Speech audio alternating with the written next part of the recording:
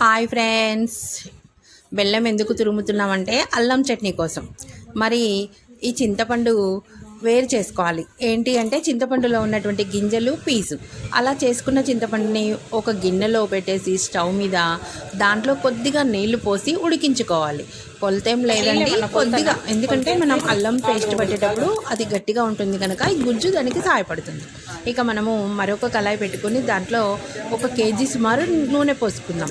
ఇక్కడ మనం అల్లం చట్నీ ఎంత చేస్తున్నాము అంటే కేజీన్నరలోకి కేజీ చింతపండు వేస్తున్నాం. ఇక ఇలా అల్లం నీళ్ళు నూనె వేడెక్కిన తర్వాత అల్లం ముక్కలు అందులో వేసేసుకొని మనం వేయించుకుందాం.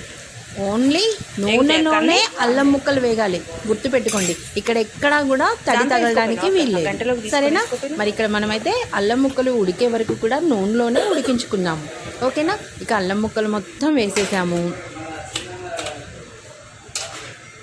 ఇలా వేగుతూ ఉంటాయి అన్నమాట. ఇక పక్కన ఇంకో కళాయి పెట్టుకొని దాంట్లో మనం ఇందాక తురిమి పెట్టుకున్న కేజీ బెల్లం అండి, కేజీన్నర బెల్లం అండి. కేజీన్నర అల్లం అయితే కేజీన్నర బెల్లము, కేజీ చింతపండు. ఇలా కళాయి పెట్టేసుకొని చింతపండు అయితే ఉడికింది, చల్లారడానికి పక్కన పెట్టుకున్నాం. ఇందాక మనం దేంట్లోనైతే అల్లం ముక్కలు వేసామో దాంట్లో వచ్చేసి కరివేపాకండి. ఇక మనం ఇందాకైతే కళాయి పెట్టుకొని బెల్లం వేసుకున్నాం కదా, దాన్ని ఇలా కరిగించుకుందాము. ఇదేంటి బెల్లం పెట్టారు కరిగిస్తున్నారు అనేసి పాకం అనుకోకండి, దాంట్లో నీళ్ళైతే పోయలేదు, ఉట్టిగా మనకు బెల్లం కరిగిపోవడం కోసము అలా చేసుకోవాలి, ఓకేనా? మరి ఇప్పుడు మనము కళాయి పెట్టాం కదా, చూడండి ఇలా అల్లం ఉడికిపోయింది, ఇక కరివేపాకు కూడా ఏగిపోయింది. ఇప్పుడు మనకి ఇందులోకి మసాలా జీలకర్ర, మెంతులు, ఆవాలు అన్నీ కొద్దిగా సమపాల్లో తీసుకొని ఇలా పొడి పట్టుకోవాలి. ఇక ఇప్పుడు ఇందాక ఉడకబెట్టుకున్న చింతపండుని కూడా మిక్సీలో వేసుకొని పొడి పట్టేసుకుందాం. దాన్ని గుజ్జులా చేసుకుందాం, ఓకేనా? ఇది మెత్తగా గుజ్జు అయిపోతుంది అన్నమాట. ఇక మనకి అల్లం ముక్కలు కరివేపాకు కూడా ఉడికిపోయినాయి.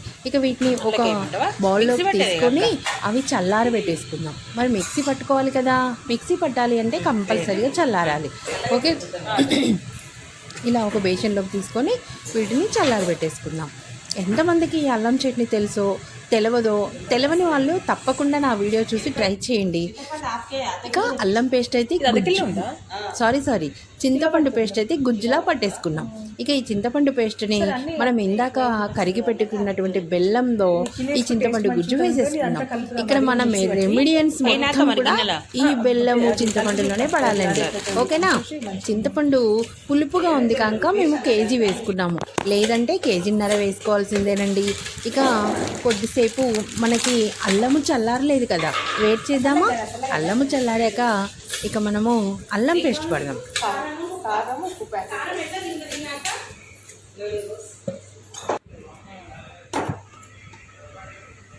ఇప్పుడు కారం అండి.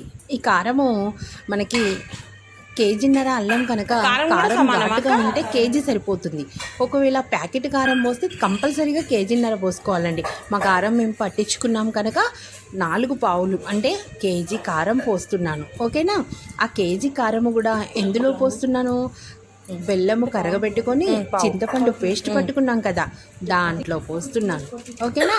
ఇలా 4 గ్లాసుల కారం పోసాక ఒక 3 గ్లాసులన్నర ఉప్పు కూడా పోసుకుందాం. మరి ఉప్పు ఎక్కువగా తినేవాళ్ళు ఉంటారు, కొద్దిగా తినేవాళ్ళు ఆ టేస్ట్ చూసి తక్కువ అనిపిస్తే తర్వాత వేసుకోవచ్చు. ఇలా 3 గ్లాసులన్నర ఉప్పు పోసేసి అల్లంలో కలిపేసుకుందాం, సరేనా? ఇప్పుడు ఇలా ఉప్పు పోసుకోవటం అయితే అయిపోయింది. చూసుకొని వేసుకోవచ్చు ఎందుకంటే ఇక అల్లం అయితే చల్లారిందేమో చూసి పేస్ట్ పట్టేసుకుందాం. మనం ఇందాక పట్టుకున్నటువంటి మసాలా దినుసులు ఏవైతే పట్టుకున్నామో ఆ పొడి కూడా ఈ పేస్ట్లోనే వేసేసుకోవాలి. ఇది మనము కారము, ఉప్పు, బెల్లము, చింతపండు ఏదైతే వేసి కలిపామో దాంట్లోనే ఈ మసాలా దినుసులు కూడా పొడి కూడా పెట్టేసుకొని ఒక్కసారి ఇలా కలిపేసుకోవాలి. ఇక మనకి అల్లం చల్లారితే త్వరగా దాన్ని కూడా మిక్సీ పట్టేద్దాం, సరేనా? ఇక అల్లం చల్లారిందో లేదో వెయిట్ చేద్దాం. అల్లం అయితే చల్లారిపోయిందండి. ఇలా మిక్సీ జార్లో వేసుకొని మెత్తటి పేస్ట్ ఇలా పట్టేసుకోవాలి.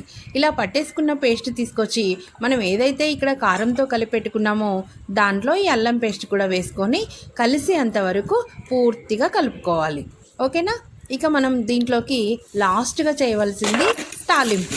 ఇక మనకైతే దీంట్లోకి ఒక పావు కేజీ పైననే మనం ఇందాక అల్లము కరివేపాకు వేయించి పెట్టుకున్న ఆయిల్ మిగులుతుంది కదా, దాంట్లోనే తాలింపు కూడా రెడీ చేసుకోవాలి. ఇలా ఆయిల్లో ఒక 10 గల్ల మిరపకాయలను వేసుకొని తాలింపు గింజలు కోపు వేసుకొని దాంట్లో కరివేపాకండి. ఇంకా ఎండుమిరపకాయలు అయితే కొద్దిగా వేగిపోయినాయి.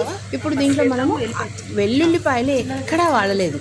ఇప్పుడు ఇందులో మనం వెల్లుల్లి ముక్కల్ని గుజ్జుగా కొంచెం చేసుకొని అది అందులో వాడుకుంటాం. ఓకేనా. దాంట్లోనైతే ఒక స్పూన్ అంతా పసుపు కూడా వేసాను. ఇంకా ఈ అల్లం వెల్లిపాయలు ఎక్కడైతే దంచి పెట్టుకున్నామో దాన్ని కూడా ఇప్పుడు ఈ ఆయిల్లో వేసేసుకొని వేడి చేసుకోవాలి. ఎలా అంటే వెల్లిపాయలు వేగింది లేనిది మనకు తెలుస్తుంది, మంచి వాసన వస్తుంది సుమా.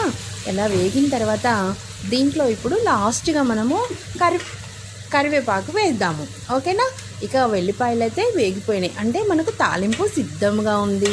ఇక్కడ మనకి ఒక్కటేనండి ఆయిల్ ఎక్కువగా పడుతుంది. 2 కేజీన్నర అల్లానికి కంపల్సరీగా కేజీ పైననే ఆయిల్ పడుతుంది. ఇప్పుడు ఇందులో జీడి ఇంగువ అనేది అల్లానికి మంచి టేస్ట్ని ఇస్తుందండి. నిజంగా చట్నీలలో టేస్ట్ రావడం కోసం కంపల్సరీగా తాలింపులో జీడి ఇంగువ వేసుకోవాల్సిందే. వావ్, తాలింపు అయితే అయిపోయింది. మనం ఇందాక ఏదైతే రెమిడియన్స్ అన్నీ కలిపి పెట్టుకున్నామో దాంట్లో తీసుకొచ్చి తాలింపు పోసి కలిపి పెట్టుకున్నాం. ఇక కలిపిన తర్వాత చల్లారిద్ది కదా, చల్లారిన తర్వాత చూడండి చేసిన అల్లం బాటిల్స్ ఇలా రెడీ అయినాయి. ఓకేనా. బాయ్.